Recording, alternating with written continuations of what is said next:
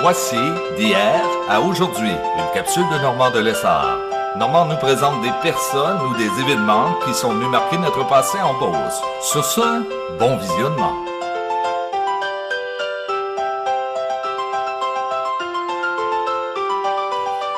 Allô tout le monde, ici Normand de Lessard et bienvenue à une autre capsule de hier à aujourd'hui. Monsieur Réal Audet de Saint-Joseph-de-Beauce était organisateur. Dans les années 50, 60, il organisait plein d'activités à Saint-Joseph. Il va nous raconter une en particulier. Vous allez voir ce que ça donne. Ce vidéo m'a été fait offert par, je vais vous dire ça, M. René-Claude Grenon, qui était le réalisateur de ce vidéo, en collaboration avec le musée Marius Barbeau de Saint-Joseph-de-Beauce et l'historien Daniel Carrier de la Société du patrimoine de Saint-Joseph. C'est son fils qui m'a écrit « Hey Normand, tu devrais passer la vidéo de mon père. Vous allez voir, ce qu'il a fait à Saint-Joseph est remarquable. » On regarde ce que ça donne. Bon visionnement!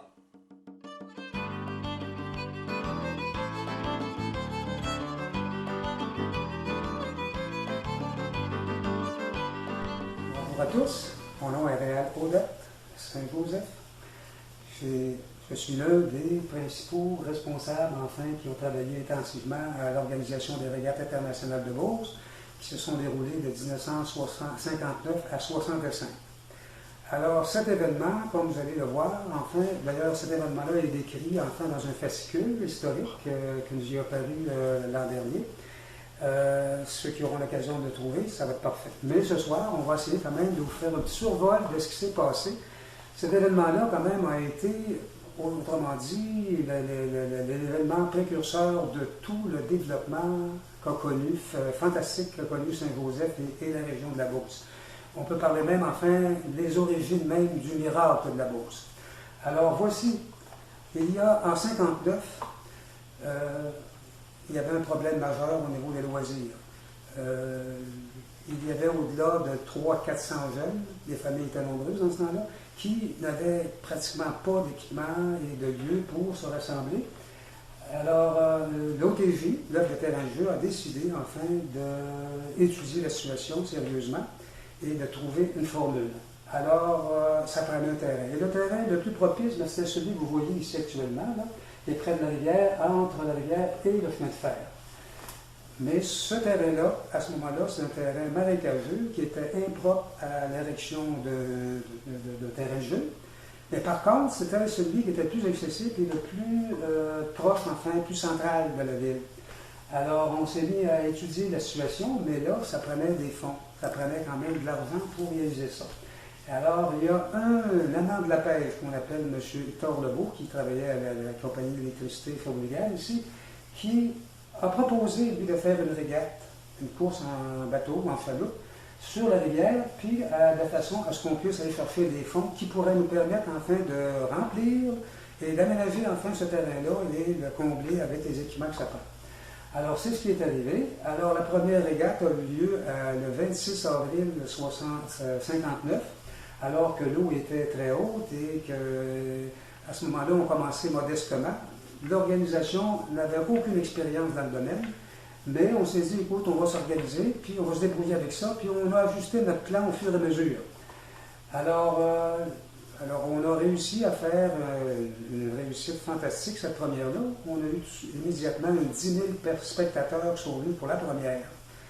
Alors, ça a été un succès. Alors, avec les 5 600 quelques dollars récoltés, de suite là, on a commencé les travaux d'aménagement du terrain de jeu. Et par la suite, là, par chance ici, nous avions un citoyen du nom de Gérard Cliff qui avait une expérience vraiment importante, intéressante au niveau des galas nautiques. Il était lui-même un pilote d'hydravion. Alors, il nous a prêté ses services pendant les 6 années suivantes, et avec lui, on a fait un succès. Alors, d'année en année, les régates de Saint-Joseph sont devenues un événement majeur pour la région de Québec et la province, et on lui a donné quand même un statut international parce que nous avions des coureurs de l'Ontario, du Québec et des États-Unis. Il y en avait au moins 4-5 États américains qui étaient représentés lors de ces rencontres-là. Ces gens-là aimaient venir à Saint-Joseph parce qu'ils trouvaient le coin intéressant, agréable. Puis l'hospitalité proverbiale également des Vosgeois et des Beaucerons, enfin, était très appréciée également de nos visiteurs. Alors, à la fin, on avait au-delà de 20 à 25 000 personnes qui venaient passer une journée debout pour observer les régates. Il n'y avait pas de stade dans ce temps-là pour vous protéger. Alors, ça, c'était assaisonné aussi de différentes activités. Nous avions enfin des fanfares, des clics, des barbarettes, un cirque, des concours de toutes sortes. Et c'était la journée par excellence, enfin, pour tous ceux qui voulaient vraiment là, se retrouver. Alors, ça a été pendant 7 ans, un succès parfait. Là, nous voilà en 1965, au printemps, on se rend compte enfin que le barrage naturel ici, qui nous permettait de faire nos régates, ce barrage-là était constitué d'un déversement de gravier qui provenait de la rivière des Fermes.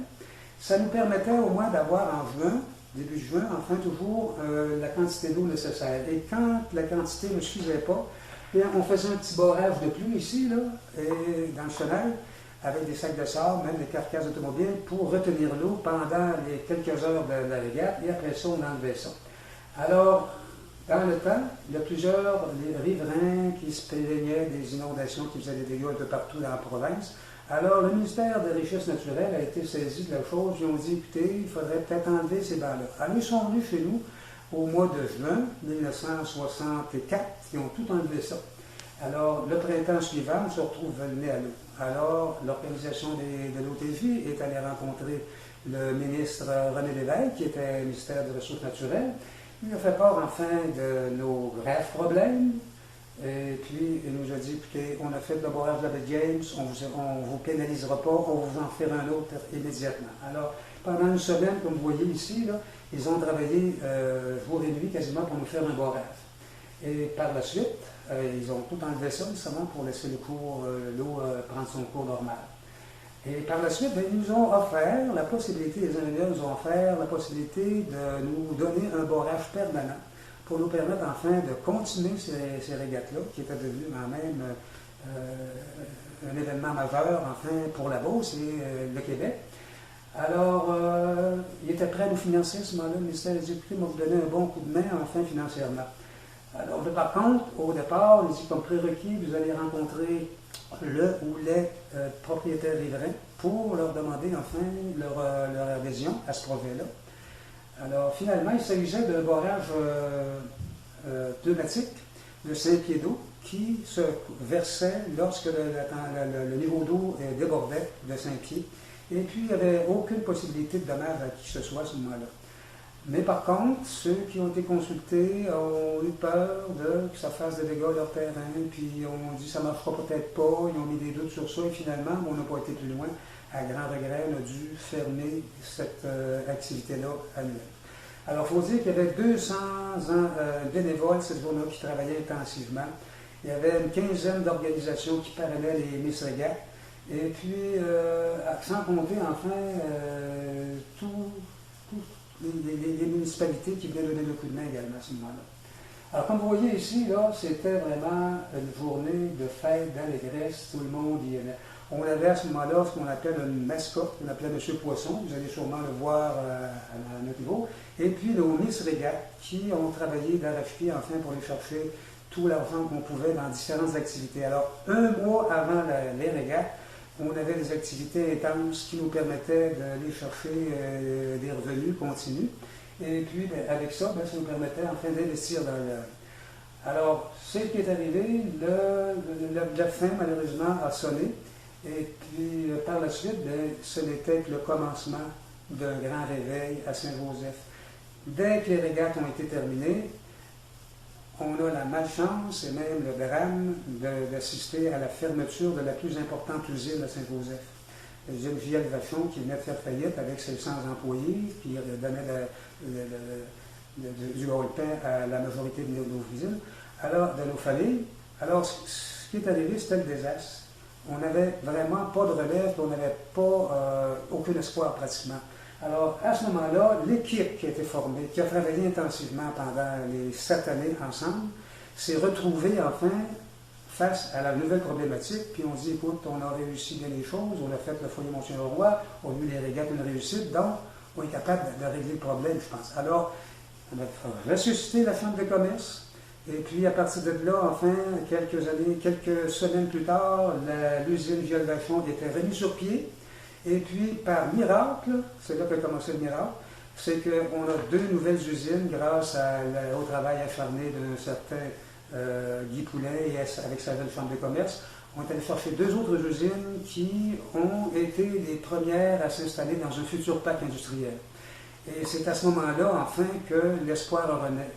Et puis, on a mis sur pied un organisme, enfin, qui a fait un travail formidable pendant les 30 années suivantes, un organisme à caractère coopératif, l'association coopérative industrielle, qui, à l'espace d'une douzaine d'années, a eu à son compte, enfin, la création d'une vingtaine d'entreprises, avec la création de 1000 à 1200 emplois, de sorte, enfin, qu'on est arrivé à créer, augmenter l'emploi de 600%, un record d'après Statistique Canada. Alors, tout ça, ça a été formidable. Ça a été même cité, l'exemple de Saint-Joseph, lors de la fondation de l'initiative sociale, l'innovation sociale en France, quand l'histoire de Saint-Joseph a été traduite, et on trouvait ça que c'était l'élément le plus important de cette session-là.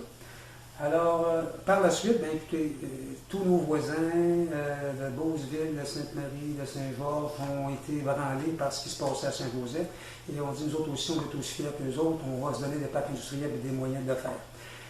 Les conseils d'administration des villes, les MRC un peu partout, les responsables d'universités sont venus chez nous à plusieurs reprises pour voir enfin qu'est-ce qui se passait de si terrible chez nous pour pouvoir accuser pour un succès semblable. Alors, ils ont tous appris et je pense que l'exemple de Saint-Joseph, à partir de nos régates, a été un crescendo formidable, une ascension vers le progrès, qui n'a cessé depuis. Mais ce qui est important, c'est qu'on a changé de mentalité ici. Au lieu de se combattre puis de se confronter, on dit ensemble qu'on peut faire des choses intéressantes.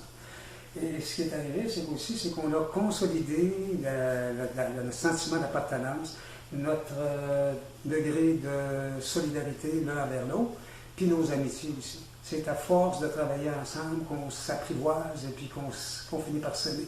Quand tout le monde s'aime, c'est l'harmonie totale. On n'a pas besoin de courir à gauche et à droite. C'est le comble, enfin, de toute société qui est à la recherche de son propre épanouissement. Ça, je pense que c'est l'objectif ultime, ça. Ne jamais oublier, enfin, que quand on pose un geste, c'est toute la population qui s'en sent. Puis surtout ceux, enfin, qui n'ont pas les moyens de se payer, enfin, qualité de vie, enfin, que d'autres plus nantis peuvent le faire. Alors, pour moi, à l'ACI et bien dans d'autres organismes que j'ai représentés, c'était l'objectif. On veut que tout le monde profite de l'existence et soit heureux. Alors, c'est ce qu'on souhaite, enfin, que ça se continue encore là et que la relève soit vraiment à l'heure des grands défis.